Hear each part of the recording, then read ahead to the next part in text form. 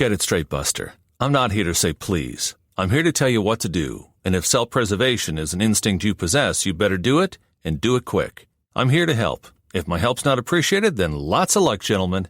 If I'm curt with you, it's because time is a factor. I think fast, I talk fast. I need you guys to act fast if you want to get out of this. So, pretty please, with sugar on top. Listen to Thrive Loud with Lou Diamond. Want to learn from those that are taking their lives, their businesses, and their passions to the next level? Best-selling author of Master the Art of Connecting and professional speaker Lou Diamond is here to connect you to some of the most inspiring and amazing people on the planet. Get ready to thrive loud with Lou Diamond. Welcome, everyone, to another spectacular episode of Thrive Loud with Lou Diamond, connecting you to the most inspiring and amazing people that are thriving each and every day. I'm your host, Lou Diamond. Man, today we're going to get into it today because we have an individual who has served as an analyst, researcher, inventor, lecturer, and in his words, he's the father of many forgettable slides of glossy funnels and Venn diagrams. I already like this guy already, by the way. Totally with you on this. He's a witness to and participant in billion-dollar successes and instructive failures, all in the pursuit of building indestructible customer relationships through digital media. He's a key player in the executive rallying cry to be more data-driven, and he is the author of Converted, the data-driven way to win customers' hearts. Thrive Loud listeners, I bring you Google's chief measurement strategist, Neil Hoyne. Neil, how are you today? Hey, Lou, I'm doing wonderful. Thank you so much for having me. Neil comes to us early in the morning and trying to avoid having toddlers escape and break because he's on solo parenting duty today. But he's going to handle this conversation, and we're gonna connect and learn more about him. Let's do this, Neil, because people heard a lot of stuff about this. When it comes to putting PowerPoint slides together, would you rather blow up that app, or would you truthfully just wish that there was another better way to communicate to people? Oh no, I'd blow it up a million times over. Look, I remember when I was in grade school, I don't know if everyone did this. I just know my experience, but you did like book reports where you kind of walk up there with the little note cards and you read off the note cards. PowerPoint seems like the adult version of that approach. And the thing that gets to me about it is that I just see far too many executives who don't understand the story. And instead, you'll see this when people present, you'll see them present and you'll see them clicking through slides. And then they're almost as surprised as the audience about what comes next. And they're like, click, yes. The market's growing by 30%, as you can see here. And you get to a point where you're like, why don't you just send people the slides in advance? So I am critical about it just because I think it's more important to tell a great story than it is to regurgitate all the text and copy to an almost unwilling audience of several hundred people. So I love this. And this is a good way to hit this topic here. We have tremendous amounts of data now just floating out there, incredible amounts of information that everyone, your organization and hundreds of thousands of other organizations are all trying to figure out what to do with this information to win business, to win sales, to win customers. And there is a blend here, right? Between taking the data in one way and then connecting on an emotional level of another way. I think what I would love to hear from you, from somebody who's been focused on over a decade of really trying to understand the data itself. How do we make the data personal? Oh boy. All right. There's a few things to unpack there. Let's talk about the data first itself. I think the opportunity with data is everyone generally agrees it's useful, which is kind of nice. You don't need to convince somebody to collect this stuff. Everyone knows there's value in it, but there's that gap to say, well, what exactly does that mean to realize it, to be able to capture that money? And for a lot of people, when they go into this idea of data, I think the expectations also need to be set that it's hard. I think oftentimes we see case studies and we read business books about Google, Amazon, any large tech company about using data and how much money they make. And people think, wow, that could be me. And then when things don't work out, they think that they're doing something wrong, that their company is doing something wrong. Or I see junior analysts throw their hands up and be like, I'm clearly not at a data-driven company. Yeah. And I always try to emphasize first to say, no, that's part of the process. This actually comes from, there was a professor I work with over on the East Coast who teaches negotiations. And as a side job, he's also a marriage/divorce counselor. which is a really bizarre side job, right? So why would you do this? You get done teaching and then you go work with fighting couples. And he kind of looks at it to be like, well, everyone says if you can't do, you teach. So I like to show him I can do both. And I asked him, I said, well, what's your advice? I'm a data guy, but what can I learn from negotiations? And he had an interesting leadership lesson where he said, look, the very first thing I tell every couple is I say, going into this, here's how this is going to work. Halfway through, you're going to be yelling and screaming at each other. And you can see everyone takes a step back and they're like, why would you say that? Like, God, that sounds terrible. He's like, because here's what's going to happen. Either one is you're not, and then you forget I ever mentioned it. Or two is you are, and then you have a question. You're going to say, either one is you're going to say, oh, you reminded me of this process. Things are going exactly according to plan. Or if I don't mention it, you're going to be screaming at each other and say, look, everything's falling apart. We can't do this. And you're going to walk away. And so a lot of his expectation setting, and the same thing with data, is you see all the successes, you don't see the failures. And so when you're failing with data, you're going to understand that that's part of the process. And for a lot of people, when they're working through and they're trying to figure this out, the only talent they really need, please don't do slides. I love the people at Microsoft. I love the people that build Google Slides. They're fantastic products, but it's not about the slides. It's not about the data science of it as much as it is just that raw persistence to say, will you stick with this data to discover something useful, to discover something new, keeping in mind that it's not only part of the process, but most of the people that you're competing with in the market will usually give up by that point. They'll say it's too hard and they walk away. So the focus of sticking with it, right? And that's also, by the way, that's a really good piece, right? Because when you get a certain amount of data at one point, it just could be a small sample set. But what you really need to do is look at it more often and get larger pools or longer frequency. But as it relates to this is my challenge that I always try and deal with. There's lots of different agendas, for lack of a better word, that people inside organizations have with the data. Some product people are trying to figure out how to make their product maybe better or more usable. Sales are trying to figure out how to keep customers longer. Account management people are trying to figure out how to keep their clients for longer periods of time and get more money out of them. And leaders are trying to best understand how to utilize this information to grow the bottom line. Is there a prioritization when it comes to information about the customers itself or the data that you get that we should be thinking about as you're trying to do it? Is there a real prioritization that we should be looking at when it comes to data, or that you've looked at data in the past with that hat? Generally when I try to look at data, there's a few things that stand out. So first of all, behavioral data, what customers are doing is a lot better than trying to group them into buckets and say, here's how all millennials act. You don't want to do that. The problem is the millennial story is so compelling. It's so easy for people to understand that, well, here's somebody that came through this channel or that channel. What people do is infinitely more powerful than just these abstract buckets we build. And we start there. The other question really for any business that they need to confront with their data is, what is the goal?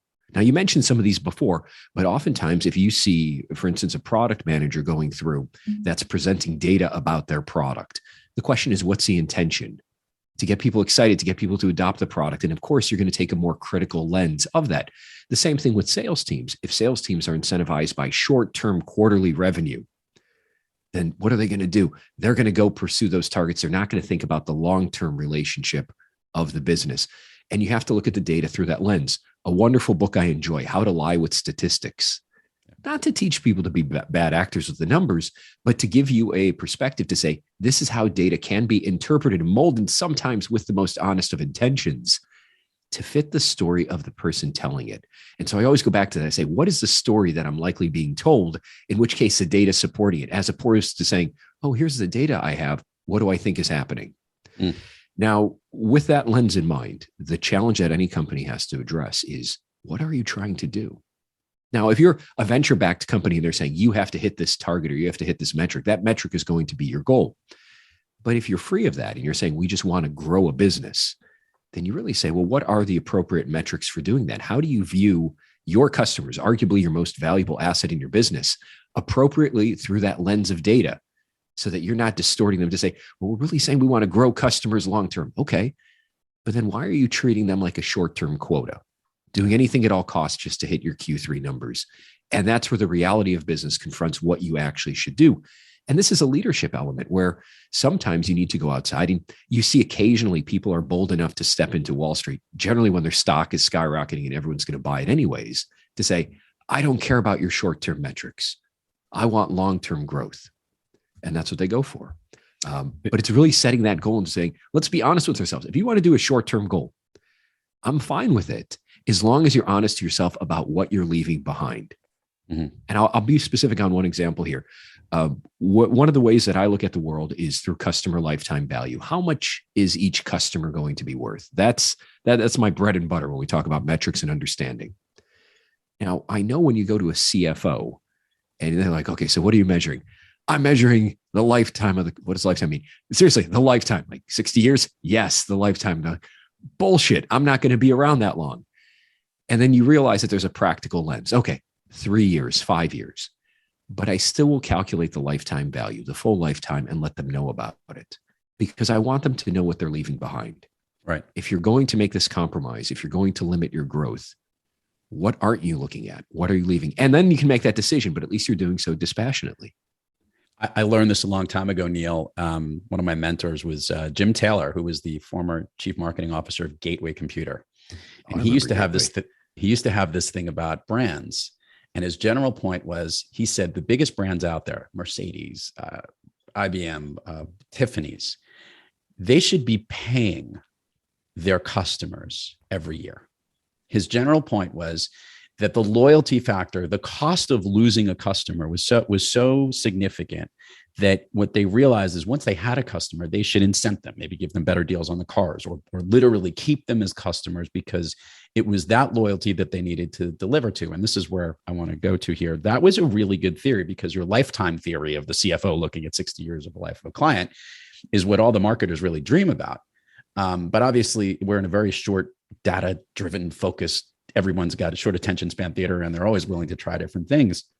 Let's bleed those two together. How do you, in your thinking and what you've seen, and this is bleeding into the title of your book, in converting customers, is there this emotional loyalty thing that you somehow need to marry with the facts and the data? And how are you transposing it is really the question that I want to do. How can leaders do that? I love that theory. Yeah. Can we back it up? Of course we can. And I would say this, when we try to connect, first, let's strip away the data and realize that the people on the other end are human. They're human beings. But one of the things that I accept, and I kind of point this out, I say, this is the best proxy I have for this, is that people have a certain fit with your business. They have a certain inherent goodness of what they're going to carry forward, how much they're going to spend, how long they're going to stick around. It's just to say, is there a natural connection with who you are and what they expect? And I say this is very much like the real world, right? You meet some people and you're like, I know we're going to connect. We're going to be friends forever, right? And that there's going to be a lot of value exchanged on both sides. And I look at the contrast being, best example is if you're talking to a friend and a friend comes in and be like, look, I met someone. It's like, they got a lot of issues with their life. They got a lot of problems, but if I can change them, imagine how great things will be. And that's going to throw up red flags. You can be like, no, you don't want to do this. You're going to talk them off that ledge, because you're going to be like, look, there's going to be a lot of heartache. There's going to be a lot of time invested, and it may not even work out the way that you expect. Go find somebody good from the onset. And I'm still surprised as to how many marketers will still say, nope, I'm going to go try to fix the poor person. And they do this by low quality, low cost acquisition, thinking once they win someone over, that how great their product is and how great they treat them will fix it. And that's what muddles the waters a little bit. So going back to that gateway idea, you want to give those incentives out to people, but you acquired so many people that you just can't keep them. The relationship isn't worth maintaining. And it would have been a lot easier if you started off to say, look, if you're going to make these things happen, if you're going to focus on these customer relationships, make sure you acquire people who are great for you from the start. Let's dive into what's over your shoulder and what is, by the way, one of the better book titles ever. Hey, thank you. Specifically for the topic here, Converted. I look forward to seeing you on many other stages in data-related conferences, which will just keep you busy for a long time. The question for you, Neil, is what inspired you and what kicked you off to say, this is something I need to put down. This is something I've either observed or I have a story to tell, and I want to share it. What was the impetus that started the whole thing, the spark? Oh, I mean, if you're talking about writing a book, it must have been just a sheer act of lunacy. Like, who does this? And it's certainly not me. I don't fancy myself to be a writer. In my world, I work with some of the largest companies, the largest brands. So generally, top 16,000, I think is how we define it at Google, that internal number. But what you realize is a lot of the lessons, especially the things we're talking about here, is that when you simplify them down to their story, to their core essence, they're things that anyone can apply, that any small business, even without a huge marketing team, people that aren't data scientists can learn and grasp and hold on to. And once they see it, and once they understand the stories and the connections, they can't forget it. And so it really became a question for me to say, what's the most effective channel to be able to reach people? That was the first part, was to say, can I connect with these people? Can I share with them a new story that they would engage with? And can I at least try? And that was really the starting point. Not to say that I'm a writer, but just to say, could I start piecing that together? And that was really the starting point for the book. And from there, it just took a fanciful trajectory where you started piecing this together and you find out there's actually a larger audience than you suspect. Neil, if you could share with the listeners a little teaser here, if possible. What's one of the simple ways that they can think about how to win customers' hearts? If there's a step-by-step process, I'm sure the book will be there, but just give us a little teaser so our listeners understand how they can apply the lessons to the huge companies you've been working with, maybe to their own. I'd say it all starts with and this is the way that the book is built out, is the book is built out as a field guide. So non-technical, non-data. Why? Because nobody reads data books. I'm in data science. I don't read data books. It's meant to be a step-by-step guide that takes what you intuitively know about business and puts the science and the research behind it. There's long-term relationships. How do you prove it? How do you validate it? That customers act in strange and bizarre ways. What do you do with that information, and how do you make better decisions? And a lot of it is presented just with short, actionable insights. And, we talk a lot about the research, about how, for instance, simply adding a first name of somebody to a subject line of an email, calling somebody by their name, how you would do so in real life, actually increases engagement with that email by more than 30%. Wow. By asking people questions about what they like about your product and service. Now, that seems a little bit odd because you're asking for praise. Most people ask negative questions. What can I improve? What does the data show? The data shows by asking people what you can improve, it focuses people on the negative. If I go to my wife, honey, what can I do better? She's going to think all the ways I let her down. Be like, now I feel awkward going to her in the similar sense and being like, so tell me, what were all the things I did right this week? Right. So I feel uncomfortable doing this. But the research says when you do that with your customers, it actually makes those memories more salient. And start thinking about why they're happy with your relationship, with your brand, with your company. Now, if you look for short-term results, and this is where we start to bring everything together. If you look at short-term results to say, I asked them about all the positive things, but they didn't love me anymore at that moment, then we're missing out. But if we say, all right, I asked them about the positive things, what happens in our relationship after that point? The data followed retail customers for 12 months and found that they were spending nearly 8% more. From a customer lifetime value lens. So how much that relationship is worth. They followed B2B customers who had a trial product and found that more than 30% of those customers that had the positive question ended up getting the paid product. And it's just simple interventions about the way that we think about it. So number one is we're thinking different ways that we can engage and be more thoughtful about how we have these conversations with customers. And then practically the other part of the book is, and not in a technical data science sense, but just a very pragmatic one, how do we know that we're making progress? How do we look back and say, how is this relationship going? Yes or no? And that's the entire crux of the book, is walking people through that in a way that is easy and straightforward, because we don't need another textbook on it. We just need some practical advice. I love it. Neil, along the way, when you were putting this content together, most authors uncover something. They learn something that they actually were surprised about. Maybe it was a realization, or maybe even the way that it surprised you in a certain way. Can you share with the listeners here, maybe something in this writing process, maybe it surprised about yourself, or even as you went through this, you realized some way of communicating your practical lessons in a different way? Did something like that emerge for you during this writing process? The writing process is always an evolution. I'll tell you the story of it. The first couple drafts that I tried, and this evolved over years, I tried thinking a lot of the audience as C-level executives. What would they want to hear? And then what I do is I put that writing aside for a couple of weeks as life took its course, and then you come back to it and you read it and you don't recognize your voice. You don't want to read it. It's just terrible. And so what instead I tried to do is I tried to actually write to those two toddlers that are sleeping in the adjacent room. Now they don't care about marketing. That my son doesn't read. My daughter at 2 years old certainly doesn't read. She picks up books, pretends she reads, and just tells a story. And it's the most adorable thing in the world. But I wrote to that audience in the sense that I wanted to be as honest and as candid as I could so that they would recognize my voice, that there were no pressures to sell them anything, but just to inform them to say, this is what's happening.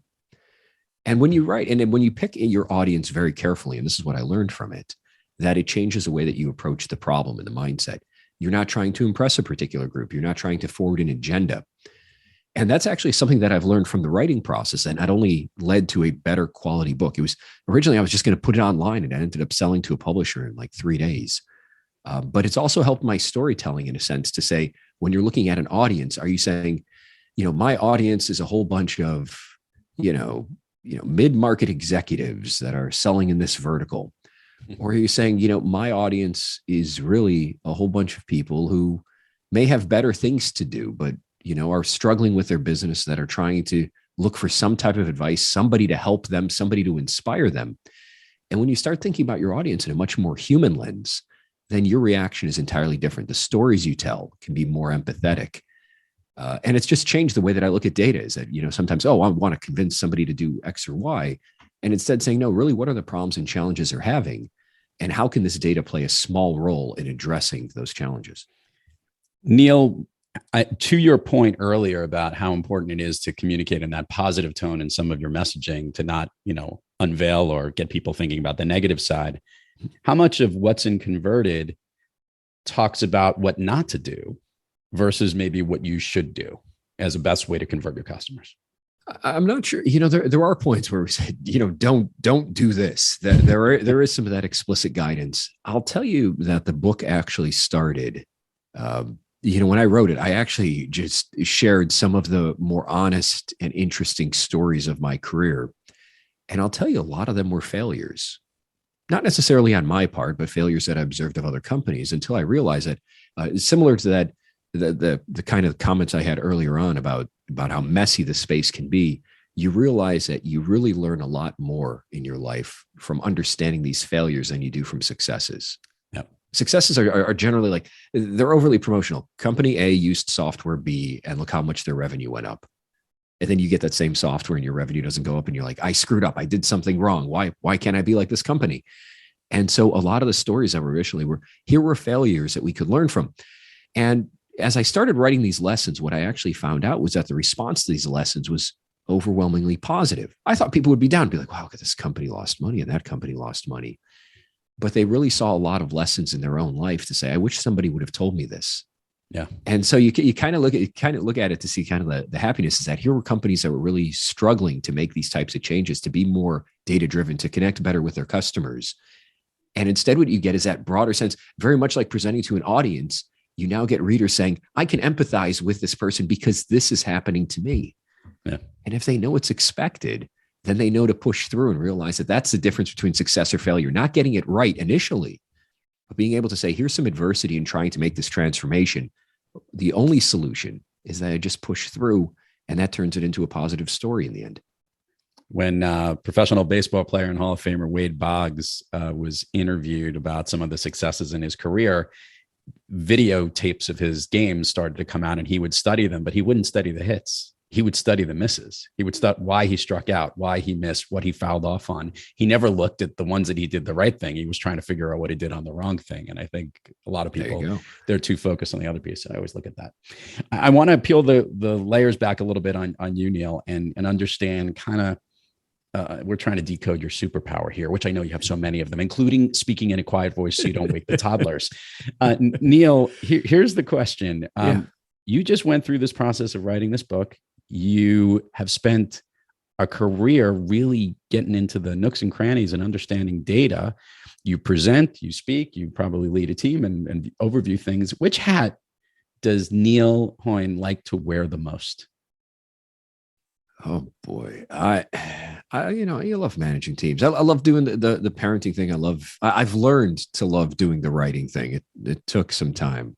Now it's either I learned to love it or I just gave in and said, fine, we're going to do it. I would say that I appreciate the storytelling aspect probably the most. Now actually, I'll give you two things. I'll tell you, one is the storytelling aspect, which we've touched on already, simply because of the power of change that it can lead to. A lot of times we think that solutions are complicated, that they require machine learning and artificial intelligence in my space. And sometimes you just find the most useful insights that just nobody was able to connect the dots on. The other part, and I'll be honest with you, is I do love trying to solve challenges that other people haven't been able to. And I'm not necessarily talking about discovering something new in the data, but again, being able to connect executives and people that will generally say, and this is the self-selection that comes with data, is that when they see data in a book, they'll say, this book is not for me. Right. Or they'll be in a data conversation and they'll point to the people at the end of the table and they'll say, look, I haven't taken statistics since college, if at all. This is not my conversation. I can't participate in it. And what you find for those people is because they self-select and they opt out, their knowledge, what they've learned in their career, is no longer applicable to that conversation. That conversation misses the benefit of that experience. Yeah. And once you can use storytelling to connect those dots and to bring those people together, there is nothing more powerful for an organization than anything else. And it's the same personally. I'll tell you, just when I talk to people and they say, well, what do you do at Google? If you mention data, they're like, oh, I got nowhere to go with this. But you mentioned storytelling. Yeah. And I'm like, well, it's interesting. What's storytelling about? And so I always look at that positioning is to say, well, what's my primary goal? My primary goal isn't to collect more data. I think there's plenty of data out there in the world already. We're creating more data every day than in any pace, at a faster pace in any time of human history. We have plenty of data. What we lack are people that can say what any of this stuff means. Yeah. And so I think that's the hat I enjoy the most, just because human beings are natural storytellers. It's just being able to express that. Do you find that the lessons that you've put together, the simple ways of thinking about handling stuff within Converted, that you actually are utilizing those things in your personal connections, in the way that you're trying to win the hearts of the people you connect with? Do you find that you're maybe using some of those tips and tricks in your interactions by yourself? I mean, I wouldn't go so far to go to my wife and say she has a lifetime value for me. And I think we also know, I kind of point out to her, and, she asked me early on when I was writing the book, and she's like, so what would people do differently based on this? And I say, well, we were talking about stories of failure. I was like, well, let's start with that. I'd be like, it'd be similar to me saying, hey, I'm making a major decision in my life. And so I'm going to ask you for your opinion, as I should. And then after I get your opinion, I go outside to my Uber driver and I say, hey, what do you think about buying this house?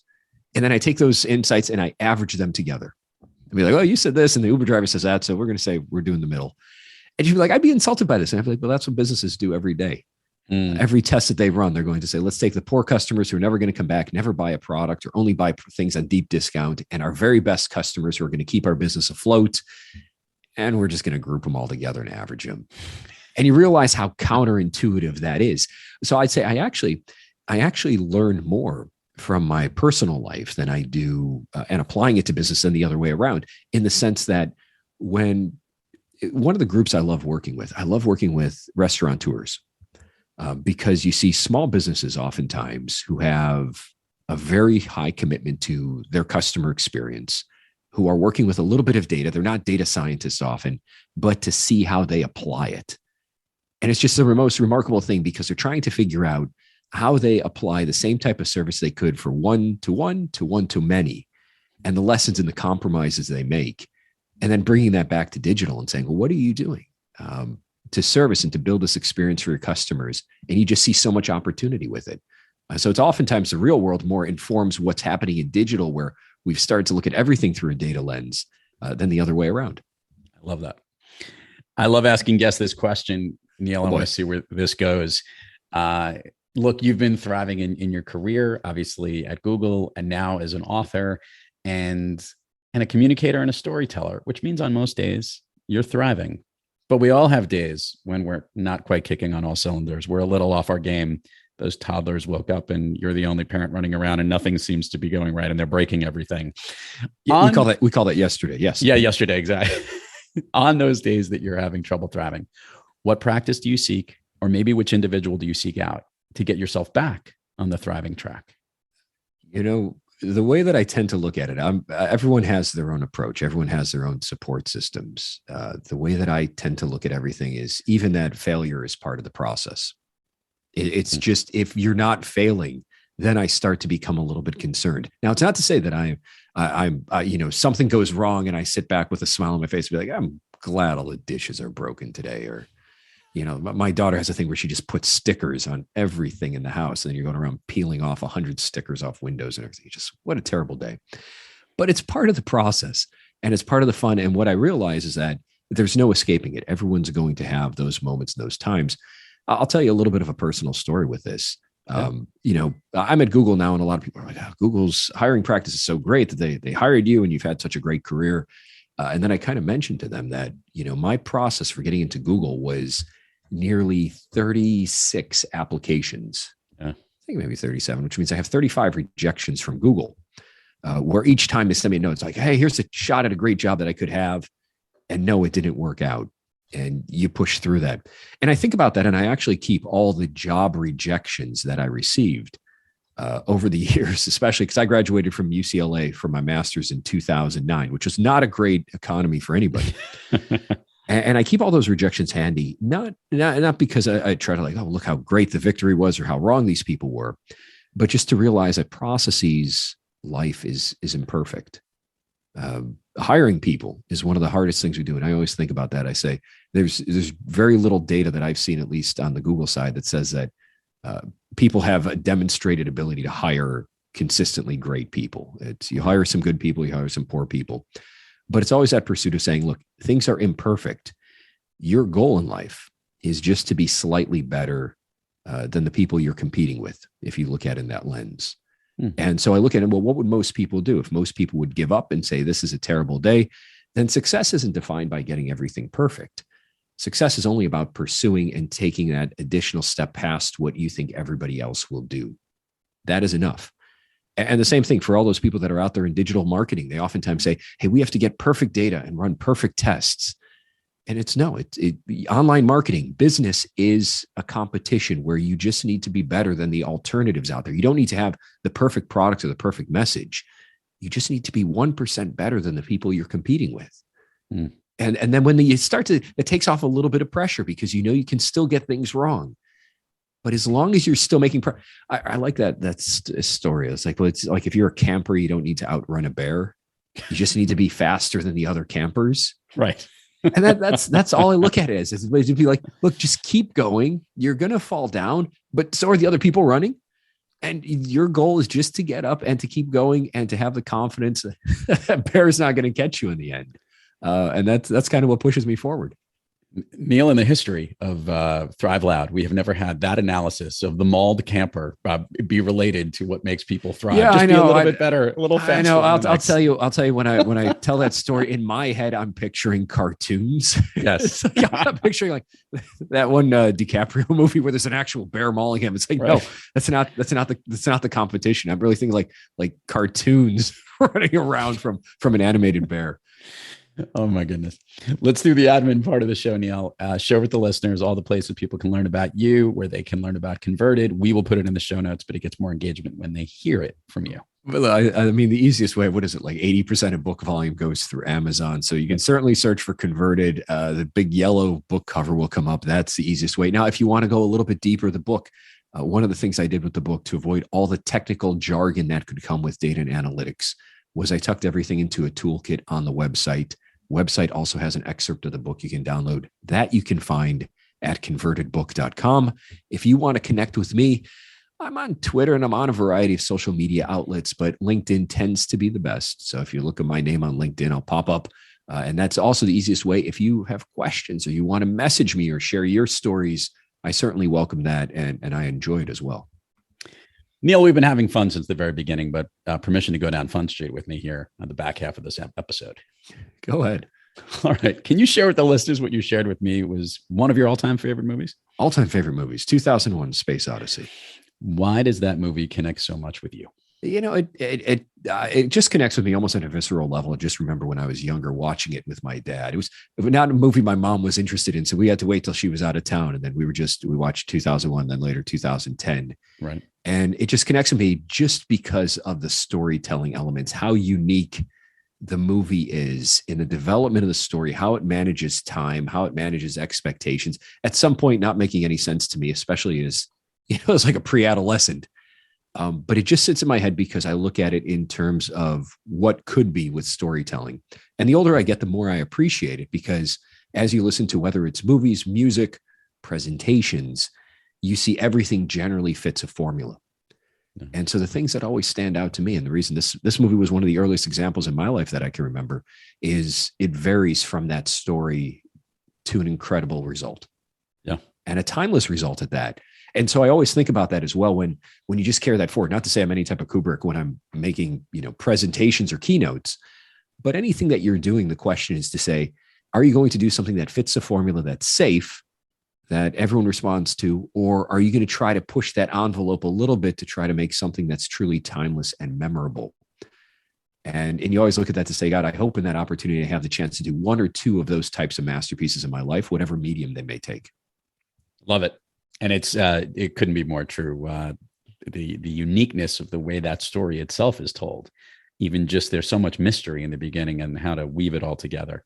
There was almost that incomplete component of the first one. And I agree with you. The 2010 came out, whether you liked it or not, it helped answer a lot of questions for a lot of people. I have a feeling if they were like, hey, okay, we can't do that. We can't do the same thing we did. We need to take it a little bit easy. We need a little clarity here, right? Yeah, let's just take it easy, guys. Let's just button up some of these loose ends. We'll make some money. It's not the same care as the first one, but it was helpful. It was therapeutic in a sense. Yeah, exactly. All right, so let's do the speed around of Fun Street. Neil, I know you can handle this. You're a pretty capable individual. With this, I'm going to ask you something. I want the first thing that comes to your mind. These are things that lift you up, that motivate you, that make you feel good, that basically make you thrive. And there's no wrong answers last I checked on this show. So whatever you say is going to work. So you're good. Even though I know you embrace failure, you're not going to fail this one. Okay. Challenge accepted. I'm like, let's go. All right. Of late, a song that you love to listen to, or maybe one that pumps you up. All right. So this is going to be ridiculous, but it has to be Baby Shark. Baby Shark. You ever heard Baby Shark? No. Maybe I haven't. It's I just don't know. Yeah, baby. It's just one of those. It's one of those toddler songs like that they can listen to over and over again, and it sticks in your head. It's just repetitive. It's like literally just Baby Shark 1,000 times over again with a really up tempo melody. And the reason we got to get you out more. How happy it makes kids. We definitely have to get you out more. Okay, a favorite food. The life of a parent. Exactly, a favorite food that's not a dessert. Oh, favorite food for me is anything, I grew up in the Midwest. So, meat and potatoes, nothing better for me than a nice steak. That's any day. I don't think I don't think my physician would recommend it, but if you're going to give me steak 7 days a week, then I'm a happy guy. Favorite dessert. That's a good, the nostalgia of Oreo cookies, I think is always there. Like that's something that I'm going to be eating until I'm like, if at whatever point I die, I'm like, I'm going to still be eating Oreo cookies at that point. An activity you wish you did more of. Activity I wish I slept more. Okay. I'm a light sleeper. An activity you wish you did less of. Presenting slides. And for all the criticism here, I'll tell you, the unofficial number that I've heard from some of the product teams is that Google as a company creates somewhere between 200 and 300,000 slides a week. Oh my God. Wow. And the thing is, you start to realize with any company, there's cultural norms, and there's going to be, for all the listeners out there, there's going to be those norms in your company, which is just how you do business. And so it fits in where sometimes where people build slides just because they want to look prepared, that they spent the time thinking about it. You just can't go into a meeting and be like, hey, all right, so Neil, so you're going to tell me about this product or this project. And you'd be like, okay, so here's what I'm thinking. And they're like, well, wait, you didn't prepare. What does that mean? Slides. So that's actually why I put that criticism on the top, where I said I am the regrettable father of too many slides, and it happens. Too funny. If I could snap my fingers, Neil, and you could be anywhere in the world, where Hawaii. are you? Oh, Hawaii. Oh, Yeah. Which island? Kauai. Kauai. Yeah, Haven't been there in since the pandemic started. I've ended up canceling 2 or 3 trips because at our kids' age, our daughters are not vaccinated. So we just don't feel comfortable traveling with her, but it's just, you get so close. Like we actually got almost 2 weeks before we were about to take a trip. That was April 2020. And it was like, you have everything, like you start packing the bags. It's like, we can't travel. It's like, all right. And this will be done by August. So you book for August and then you get to July and you're like, nope, things aren't getting better. And then you cancel again. So yeah, if you send me anywhere, that's where it's going to be. Neil Hoyne, Converted. Truly a great book. Pleasure to have you on the program. Your insights today were absolutely spot on and right there. And keep having success in every part of the area that you're out. And hopefully we converted some people and some listeners here to go check you out and to learn from you. Thank you so much for coming out Thrive Loud today. Hey, I appreciate it, Lou. Thank you so much. You got it. And to all our listeners out there, thank you for joining us. And until next time, keep moving onward and upward. And remember, be brief, be bright, be gone. You've been listening to Thrive Loud with your host, Lou Diamond. Check us out on the web at thriveloud.com and follow us on Instagram, LinkedIn, Twitter, and Facebook at Thrive Loud. And check us out on the Good Pods app at Thrive Loud, where you can follow, listen, and connect directly to Lou and all of the Thrive Loud episodes. Thanks for listening.